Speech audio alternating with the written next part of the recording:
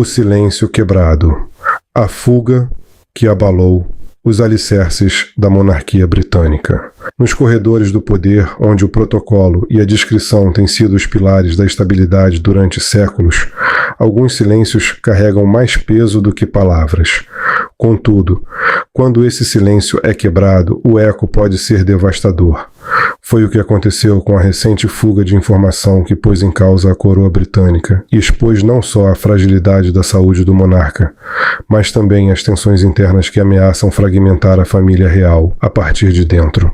Tudo começou com um murmúrio digital, uma publicação aparentemente isolada que logo se transformou numa avalanche imparável. Um relatório médico altamente confidencial sobre a saúde do rei Carlos III apareceu nos principais meios de comunicação internacionais. Não se tratava de rumores ou especulações sensacionalistas, mas de dados clínicos detalhados, precisos ao milímetro, descrevendo uma doença terminal em fase avançada. Em poucas horas, o mundo inteiro virou os seus olhares para o Palácio de Buckingham, exigindo respostas. O impacto foi imediato. A instituição, conhecida pelo seu controle apertado sobre a informação, entrou num estado de alerta sem precedentes. Autoridades, conselheiros e membros do círculo íntimo do monarca começaram a agir com urgência, tentando conter uma crise que ameaçava descontrolar-se. Mas a questão mais perturbadora não era a saúde do rei, mas sim a origem da fuga de informação. Quem tinha traído o núcleo mais protegido da monarquia? A reação mais enérgica veio do príncipe William, herdeiro direto do trono e figura moldada por anos de pressão mediática e tragédias familiares. William rapidamente assumiu o controle da situação. Fontes próximas dele descrevem a sua resposta como um misto de indignação e determinação. Para ele, a privacidade do soberano não era apenas uma questão pessoal, mas uma linha vermelha institucional. A fuga não foi um erro, foi um ataque. Ordenou imediatamente uma investigação interna discreta,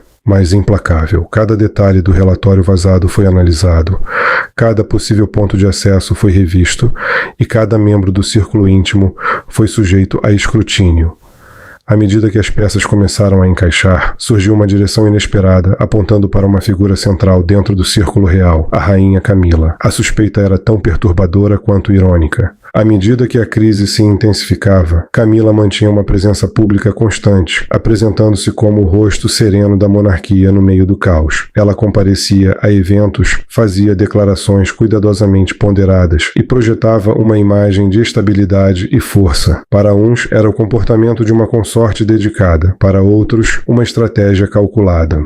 No seu escritório privado, longe das câmaras, dizia-se que Camila analisava cada movimento com precisão cirúrgica. Não se escondia, não evitava a atenção. Pelo contrário, parecia estar a assumir um papel mais central, como se preparasse para um cenário em que o rei já não aguentava mais o peso da instituição. A sua proximidade com os médicos reais, a sua participação em reuniões importantes e o seu controle sobre determinados fluxos de informação começaram a ser vistos com crescente inquietação.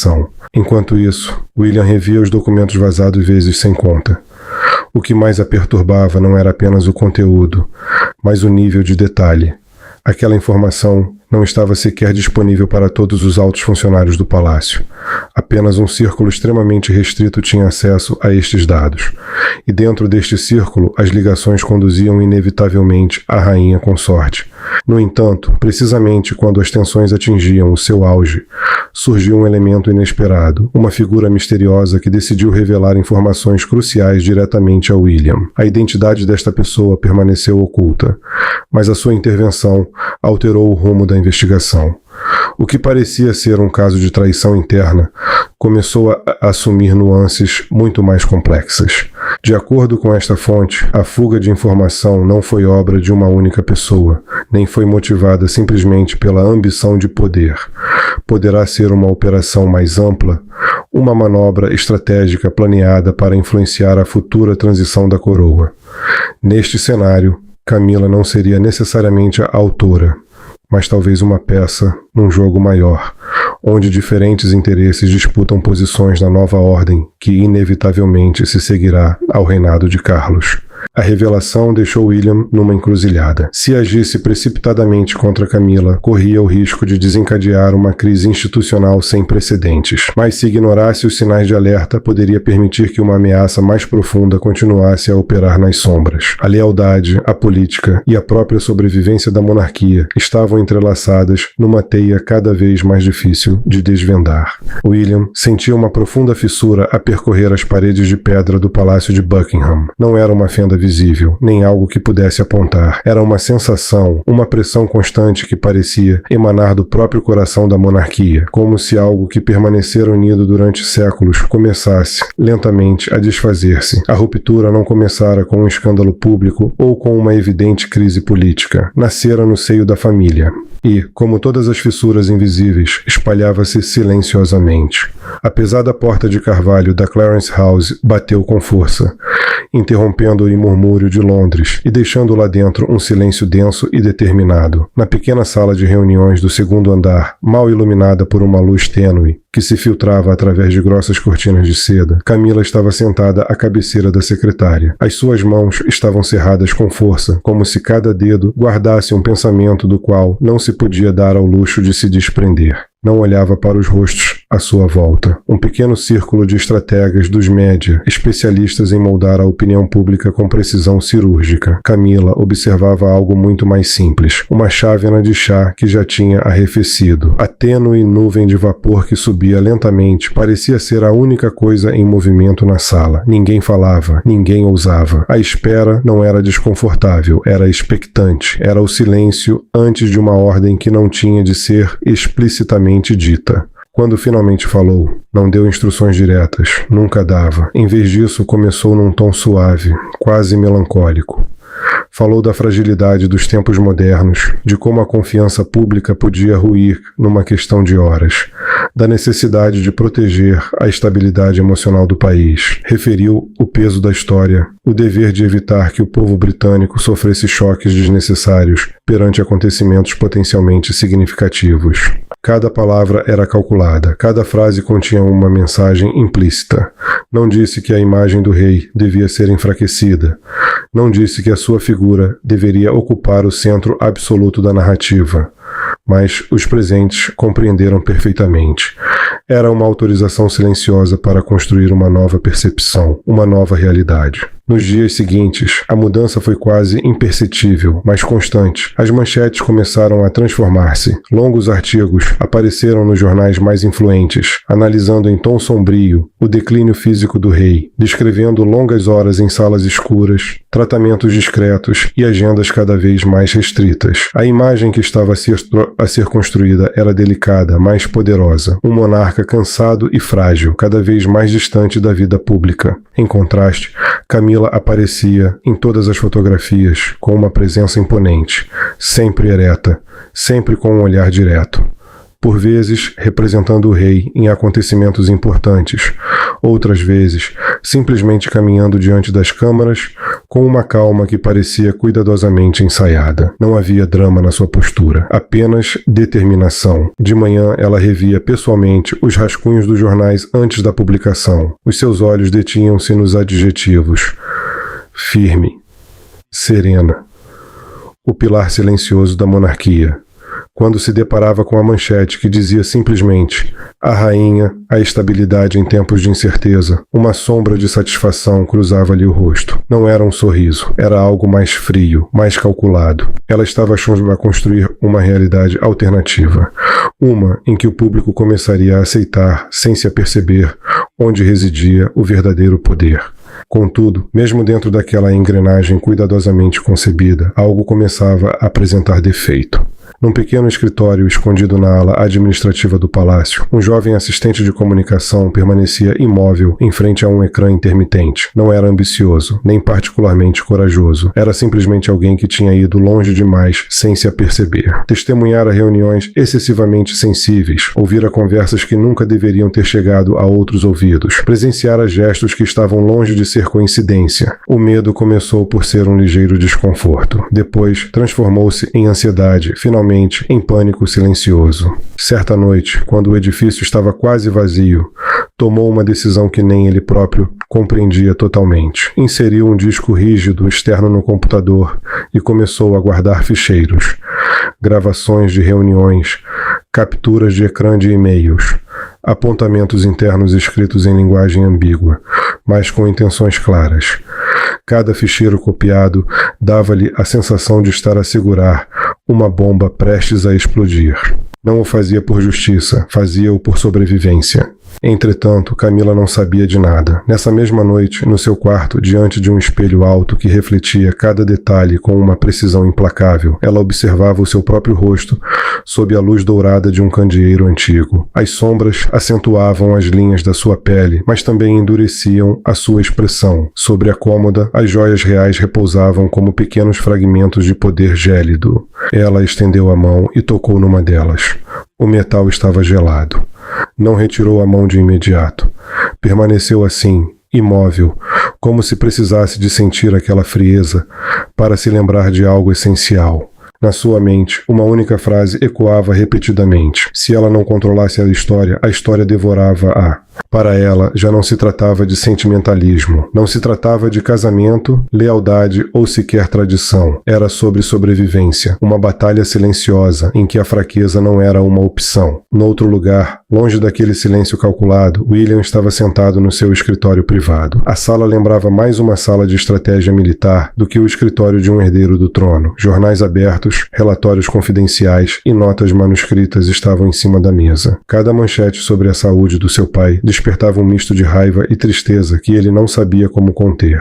Não tinha dúvidas de que algo estava a acontecer. Não podia provar, mas sentia, como uma pressão constante no peito. William não era um homem impulsivo. Aprendera a controlar as suas emoções desde a infância. Mas esse sentimento era diferente. Não era raiva, era uma certeza silenciosa. Alguém estava a remodelar o futuro da monarquia, sem o seu consentimento. Apoiou os cotovelos na mesa e fechou os olhos por um instante. Lembrou-se do pai em tempos muito mais difíceis, quando o mundo parecia pronto para o destruir publicamente. Lembrou-se também do peso da história, da responsabilidade que um dia recairia inteiramente sobre os seus ombros. Quando voltou a abrir os olhos, a decisão estava tomada. Ainda não sabia como agiria. Não sabia o que iria fazer com a informação que começava a reunir, mas compreendia uma coisa com absoluta clareza: a ruptura já existia. E as rupturas, quando ignoradas durante muito tempo, não cicatrizam, elas quebram-se.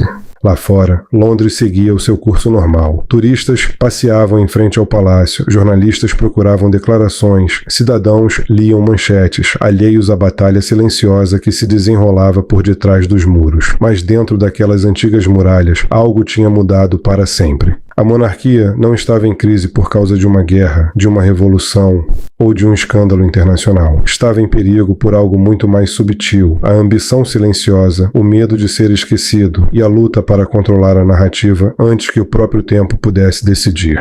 William voltou a olhar para as manchetes espalhadas sobre a mesa. Não eram apenas palavras impressas, eram sinais, avisos, fragmentos de uma história que ainda estava a ser escrita. Não convocou o aparelho de segurança oficial, nem os consultores jurídicos do palácio. Já não confiava neles. A suspeita, subtil a princípio, transformara-se numa convicção inquietante. Muitas mãos poderiam já estar presas na teia de influência da sua madrasta. Em vez disso, ativou uma rede secreta, uma estrutura invisível até para expor a maior parte da instituição.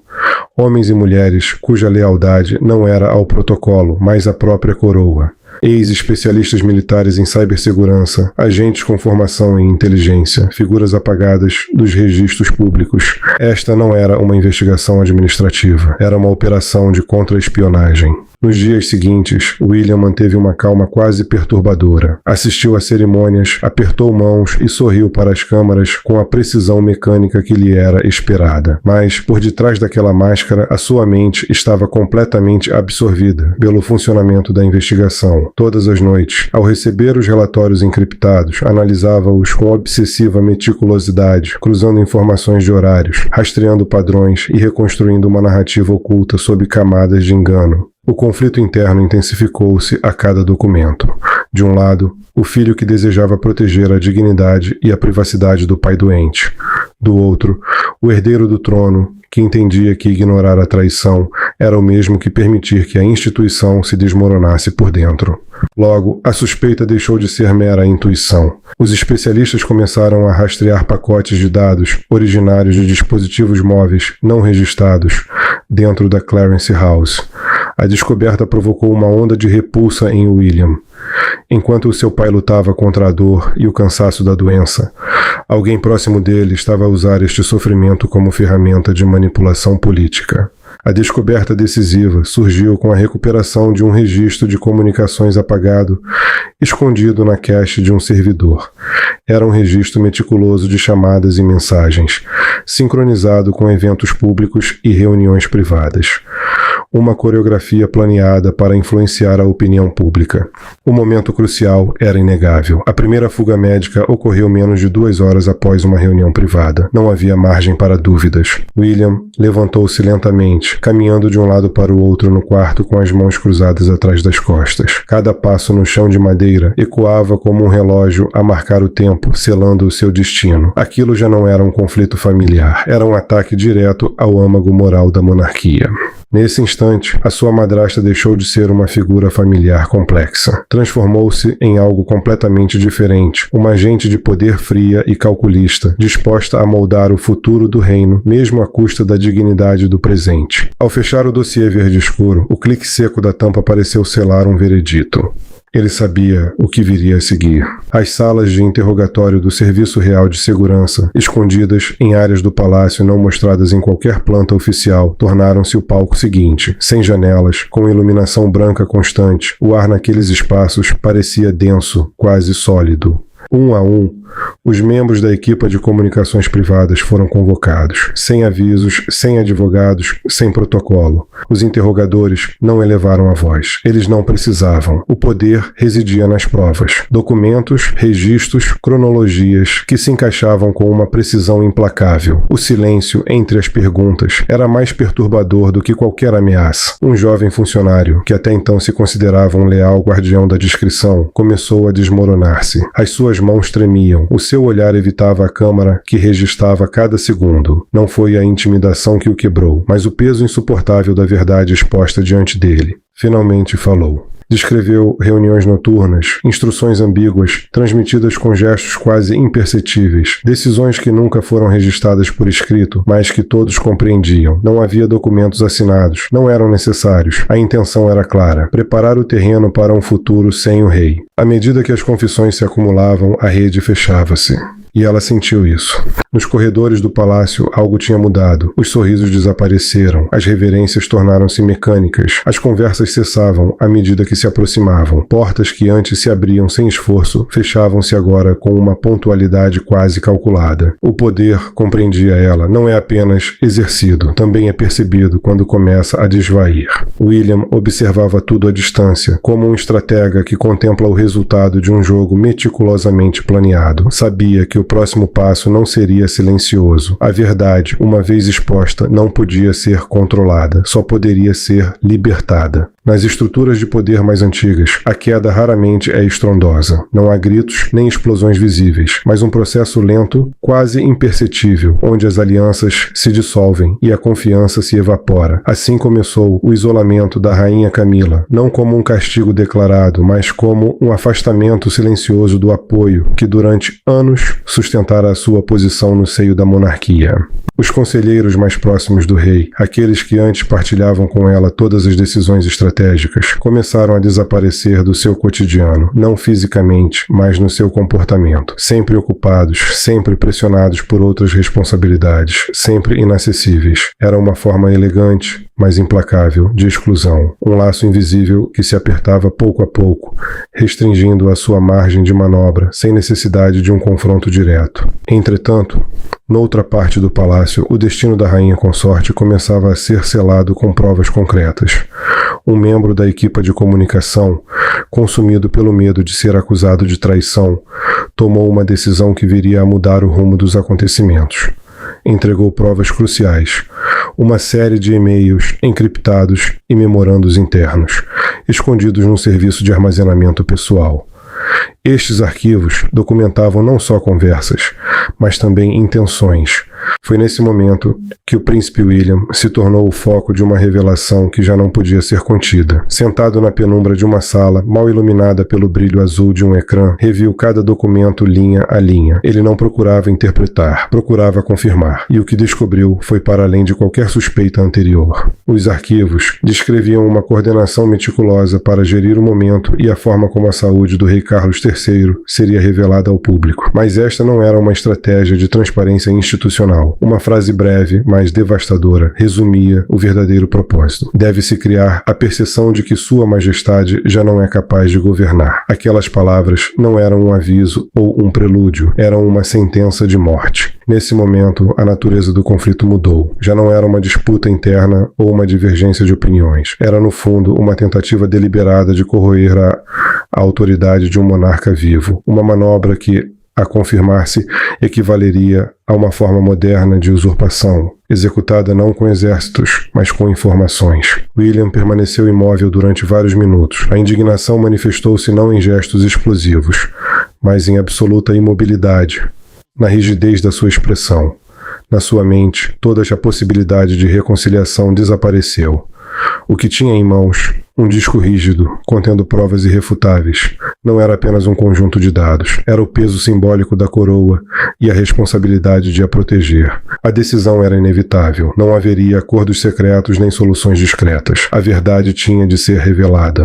Dias depois, numa manhã cinzenta e opressiva, uma sala selada no interior do Palácio de Buckingham tornou-se o cenário de um encontro sem precedentes. Não se tratava de uma reunião cerimonial nem de uma sessão ordinária. Era, em todos os sentidos, um tribunal não oficial onde estava a ser julgada mais do que uma pessoa. A própria integridade da instituição estava a ser posta em causa. Em torno de uma longa mesa de mogno reuniam-se os membros mais influentes da família real, conselheiros jurídicos e testemunhas-chave. A atmosfera era densa, quase sufocante. Cada som, uma respiração, o farfalhar de um papel, adquiria uma intensidade invulgar. Quando Camila entrou na sala, fê-lo com a compostura que definia a sua imagem pública. A postura erecta, a expressão controlada, o traje impecável, tudo nela projetava a dignidade da sua posição. Contudo, essa fachada começou a ruir no instante em que os seus olhos encontraram os de William. O príncipe não demonstrou qualquer raiva visível. Não elevou a voz, nem fez gestos teatrais. O seu olhar, frio e preciso, era o de alguém que já tinha chegado a uma conclusão definitiva. Não se levantou para a cumprimentar.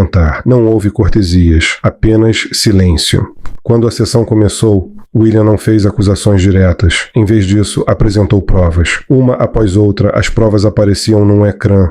E-mails, registros de chamadas, horários detalhados. Tudo se encaixava com uma precisão perturbadora. A sala mergulhou num silêncio absoluto.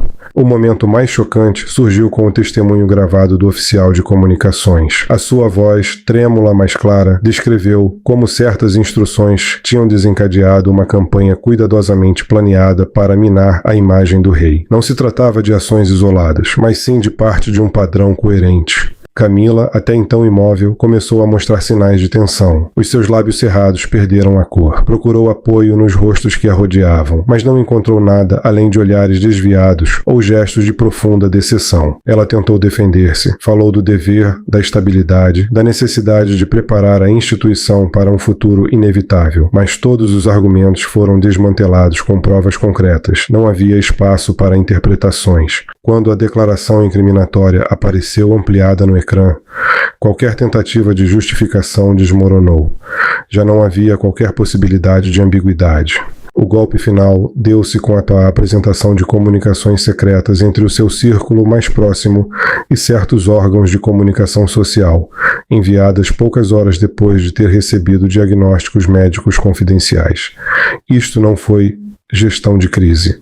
Foi manipulação deliberada da narrativa pública. Um ligeiro tremor percorreu-lhe a mão. Ao movê-la, uma colher de prata bateu na porcelana, produzindo um som seco que ecoou pela sala. Foi um instante breve, quase insignificante, mas carregado de simbolismo. Era o som de uma queda. William deu por encerrada a sessão, recolhendo calmamente os documentos. Não houve uma grande declaração final. Não era necessário. As evidências falavam por si Não houve acusações gritadas, nem vereditos solenemente pronunciados. A sessão terminou num silêncio que pesava mais do que qualquer frase, um silêncio definitivo, quase brutal, que marcou o momento exato em que o seu reinado no palácio chegara ao fim. Foi nesse vazio, sem aplausos nem escândalo, que a sua queda foi selada. Porque o colapso de um império nem sempre vem com estrondo. Às vezes acontece assim, na quietude sufocante de uma sala fechada, onde ninguém levanta a voz, mas tudo mudou para sempre. Nos dias que se seguiram, a presença de Camila começou a dissipar-se lentamente, como a neblina ao amanhecer. Os compromissos oficiais, que antes eram o seu palco habitual, desapareceram da sua agenda. Alguns foram cancelados sem explicação, outros simplesmente remarcados. Não houve anúncios detalhados, nem esclarecimentos públicos, apenas uma ausência gradual. A declaração oficial foi breve, quase clínica. Algumas linhas informando que a rainha reduziria as suas atividades para se concentrar na saúde da monarca. Uma frase cuidadosamente elaborada, elegante na forma, mas implacável na essência. Era a forma mais apurada de a destituir do poder sem prejudicar a imagem da instituição. A partir de então, Camila ficou confinada aos aposentos privados de Clarence House. Passava longas horas sentada à janela, a contemplar os jardins que outrora lhe tinham sido motivo de orgulho. Agora, esses mesmos jardins pareciam fechar-se sobre ela, um lembrete silencioso do seu isolamento. A mudança mais dolorosa não foi a perda de privilégios, mas a transformação na forma como as pessoas que a rodeavam a viam. Os criados continuavam a desempenhar as suas funções com uma precisão impecável, mas algo de essencial desaparecera. O calor, o respeito implícito, a deferência que antes a acompanhavam. Cada passo no corredor, cada porta que se abria e fechava, lembrava-lhe que tinha caído das alturas. Entretanto, nos aposentos do rei, a atmosfera era completamente diferente, mas igualmente carregada de significado. Charles jazia aninhado entre almofadas brancas, o rosto pálido banhado pela luz tênue de uma lâmpada. A doença tinha-lhe debilitado o corpo, mas o que agora o consumia transcendia o físico. Era o peso de uma compreensão tardia. Conseguira ver para além das aparências, penetrar as camadas de silêncio e apreender uma verdade que antes se recusara a aceitar. A mulher, em quem depositara a sua absoluta confiança, estivera disposta a usar a sua fragilidade como uma oportunidade. Não houve recriminações, nem cenas dramáticas, apenas uma aceitação silenciosa, profunda, quase resignada. Quando pegou na mão do filho, o seu gesto foi fraco, mas profundamente significativo. Naquele olhar, Guilherme compreendeu tudo o que ficou subentendido. Foi uma despedida silenciosa, uma transferência de responsabilidade, uma admissão implícita de que o tempo do rei tinha chegado ao fim. Carlos optou por se retirar, não por força, mas por uma decisão final e consciente. Deixou o poder nas mãos do seu herdeiro, com a frágil esperança de que ainda restasse alguma estabilidade por construir. Guilherme assumiu este fardo com uma frieza que surpreendeu até mesmo aqueles que o conheciam bem. Não houve grandes cerimônias ou celebrações. Não foi um momento de triunfo, mas de reconstrução. Compreendeu que a instituição que herdava estava danificada, não na sua estrutura visível, mas nos seus alicerces invisíveis, a confiança. A sua resposta foi imediata e decisiva. Iniciou uma meticulosa limpeza no aparato palaciano. Reviu protocolos, reorganizou equipas e eliminou brechas que permitiam a manipulação da narrativa. Cada documento que assinava não era uma mera formalidade administrativa, mas uma decisão cirúrgica. Estava a eliminar o que considerava uma infecção para salvar todo o organismo. As noites tornaram-se longas e silenciosas. No seu escritório, rodeado de relatórios e arquivos, William trabalhava incansavelmente. Ele sabia que o verdadeiro desafio não era retomar o controle, mas sim restaurar a credibilidade. Certa noite, sem conseguir dormir, caminhou sozinho até a sala do trono.